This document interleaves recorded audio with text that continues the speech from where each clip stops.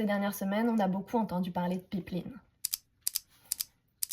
Les menaces de guerre commerciale avec les États-Unis semblent ressusciter ces projets-là qu'on avait enterrés il y a des années, et certains croient encore que les énergies fossiles pourraient miraculeusement sauver le Québec. Nous, on doit rappeler que non, ces projets-là, c'est des mirages. Véritable mascarade de l'illusion. Je crois que c'est la troisième fois que j'utilise le mot mirage de ma vie, mais là, c'est vraiment le plus approprié.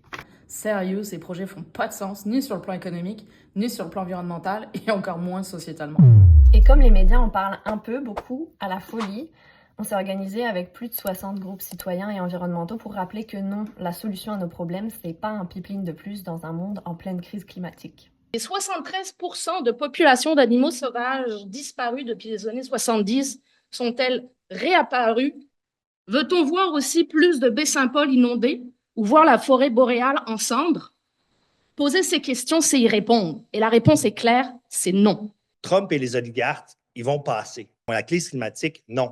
Il faut rejeter les projets d'énergie fossile puis investir dans des projets qui respectent nos valeurs et nos engagements. Le développement des énergies fossiles entraîne de très importants, dommageables et coûteux impacts sur la santé. Les gens défendent leur territoire. Ce genre de projet-là a été rejeté dans le passé. Si les gouvernements supérieurs remettent à l'ordre du jour des projets de développement des hydrocarbures, les municipalités du Québec seront au rendez-vous pour les bloquer. Il n'y a jamais eu d'acceptabilité sociale pour ces projets et il n'y en aura jamais.